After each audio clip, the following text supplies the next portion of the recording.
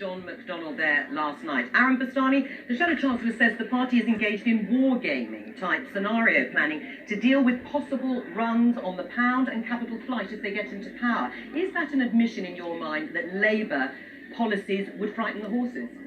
No, I just think it's about negotiating from a position of strength. You need to know all the potential scenarios that could unfold.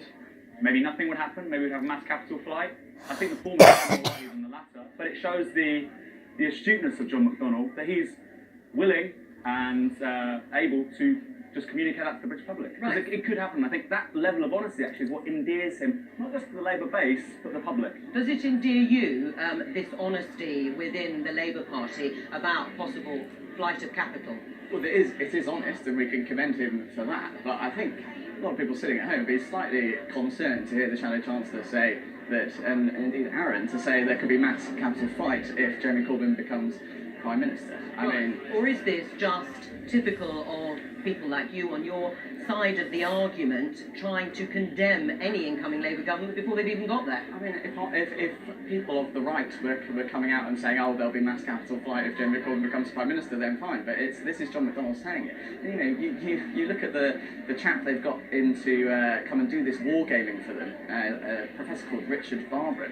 He describes himself as a cyber communist. Do you think that's going to allay people's concerns about a run on the pound? Possibly not. I mean, do you think that might be the reason? Questions about Labour's economic credibility and the fact that the CBI, the Confederation of British Industry, says Labour's nationalisation plans will see investors run to the hills. Have you wargamed that scenario, which you need that investment in order to fund the plans? I don't take the CBI particularly seriously. We have in this country... They represent 200,000 businesses. We have, today, 1 hour of work produces less than it did 10 years ago. We have a crisis of productivity.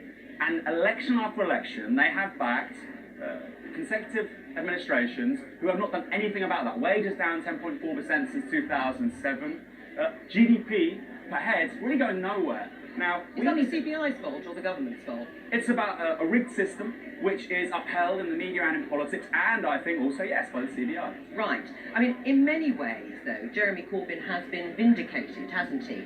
They didn't win the election, but they did much, much better than perhaps they, and certainly many in the media and the public, actually expected. So shouldn't they be listened to seriously?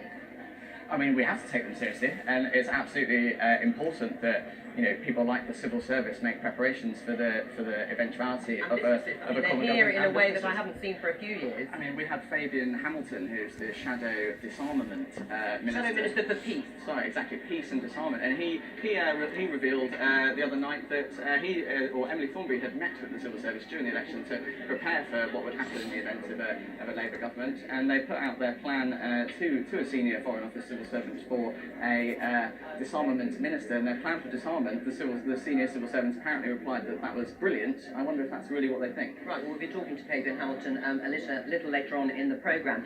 The problem with wargaming things like a flight of capital or a run on the pound is that it would hit the very people that Jeremy Corbyn and you and his supporters want to help. Look, we heard before Brexit, didn't we? The pound was going to collapse, the economy was going to collapse. Fundamentally, Britain is a stable country. We have stable institutions. We haven't had any, significant change in our structure of our government. So we could afford to have a run on the pound. Is that what you're saying? I think it would be a run on the pound. Look, fundamentally, we can talk about capital flight. We've had capital flight since the early 1970s. Politicians say, where's the magic money tree? It's in the Bahamas, it's in the Cayman Islands, it's in Jersey. We have capital flight, but for the Tories, that's business as usual. Right, what do you say to that? I mean, I think it's all very well for Labour to say we're going to pay for our PFI nationalisation, our nationalisation of the crowning heights of industry by closing tax loopholes. I mean, that's a very simplistic answer, though, and they say all their policies but we are mean costed. But I know it's been said before. Every politician says But you've got a tax code that thick, and it's impossible to close. You can't, on the one hand, say these guys are completely different, completely new. They're a break with the system, and then say, oh, they'll be just like the rest of them with tax avoidance. They mean it, and I think John McDonnell said it last night. He was told that incomes above 150k are more fluid, they can move elsewhere. He said, not when I'm in charge. And I believe him. But how would he know? I mean, there are indications of changing patterns of behaviour amongst highest earners, and again, that would hit John McDonnell's plans for capital expenditure, for example, and big infrastructure projects. And one of the things that he announced to great cheers yesterday was bringing in-house PFI, Private Finance Initiative, contracts. How much would that cost? He stated how much it's going to cost. No, he didn't. There was the numbers in terms of what would be brought onto the government books, and I've been running around doing things like this all day, every day. I don't know the numbers on PFI. Do you think it's important that they know the numbers? I mean, I've spoken to the Shadow Chief Secretary to the Treasury yesterday, Peter Dutt. He couldn't tell me how much it would cost, and he said it would be pretty self-financing. It's now going to be in the next manifesto, the next general election, and I assume, in fact, I can probably guarantee it will be fully costed. And people can criticise that. Look, the public knows this. Labour's proposals are costed to an extent far beyond anything the Tories offer. Right, let's talk about anti-Semitism, because there has been criticism about the way the party has dealt with it in the past. There is a rule change that has been proposed to deal with discrimination between Labour Party members. Why do these accusations keep cropping up in Labour? Labour is a huge party. I think latest estimates 560,000 members. There are going to be people saying ridiculous things, and frankly, they shouldn't be in the party. And I'm very glad that people... But look, what do you mean, why are they? Why are they still in the party? No, well, if you actually, there's a great article, your viewers can see this, Open Democracy, Anti-Semitism Scandal, Labour. There is a chart on how quickly people were expelled, 90% within 48 hours of it being brought to the attention of the relevant authorities within the party. But as I understand it, Ken Livingstone's still suspended and hasn't been expelled. Should he be? He's suspended. Yeah, should he be expelled? Personally, I don't think he should be in the party. Right. That decision was down to me. No, I'm just asking your That's opinion. my personal opinion. You brought up this story on your website. Explain to our viewers. I sat through a fringe meeting of Labour members yesterday in which, speakers were comparing Israelis to Nazis. They were talking about how we need to have a debate about whether the Holocaust happened. They were talking about expelling the Jewish Labour movement, a group of Jewish activists, expelling them from the party. This group has been affiliated to the Labour Party for decades, and now we've got Labour activists calling for Jewish groups to be kicked out of the party. The lady who chaired this group, Naomi Winborn, she was speaking in the conference hall this morning. She hasn't been swiftly dealt with. There's no attempt to do anything about this. What did she say? Jeremy Corbyn hasn't said anything. What did she say? Don't impute that she said. Say what she said. She's time and time again said there's no issue of anti-Semitism in the Labour Party.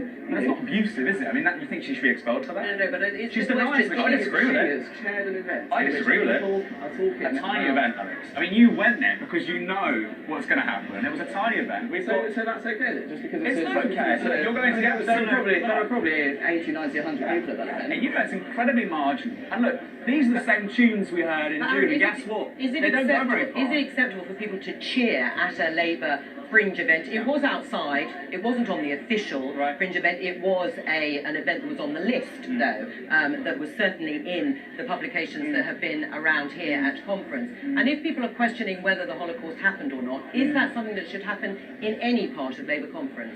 There's a bit of slippage here. So people have a political disagreement with the Jewish Labour movement. That's one thing. That's a political disagreement. But then you can't say that people saying all the people saying this are also denying the Holocaust. This is classical right-wing rigged system PR coming from Mr. Wickham. Well, answer that. Nothing less. Answer that. Well, all this talk about rigged system and basically going with accusing, someone who quotes directly what someone was saying is basically fake news. It's all a bit Trumpian, isn't it? It's all a bit, rigged system. That's a direct quote from the president, isn't it? All right, I'm going to have to end it there. You can continue this discussion, of course, here at the Labour Party conference. It's a beautiful day in Brighton. Now, if you were watching yesterday, you will no doubt have seen John McDonnell's eye-catching promise to bring back in-house up to £200 billion of PFI contracts currently in place in public services. Labour says it would review all the current contracts and, if necessary, end existing contracts, going further than their previous commitment not to sign any new PFI deals. Private Finance Initiatives, or PFI, were introduced in 1992 by John Major's government, but became much more widely used by Tony Blair and Gordon Brown. Under PFI, private firms pay the cost of building new facilities and infrastructure, such as new hospitals, prisons, or school buildings. In return, the government makes payments, often over about 25 years, to use these facilities. As of March 2016, there were 716 PFI projects, 686 of which were still operational. The others had either been cancelled or had reached the end of the contract period. Now, analysis by the Centre for Health and the Public Interest suggests that in the NHS alone, PFI contracts have generated £831 million in profits for private sector firms over the past 6 years. In Scotland, the SNP stopped new PFI contracts when it came to power, replacing them with NPDs or non-profit distributing projects. John McDonnell's deputy, Peter Dow, told the Daily Politics yesterday that the policy overall will be pretty self-financing and that the bulk of existing PFI contracts will come back in-house. But the employers' organisation, the CBI, said the plans would send investors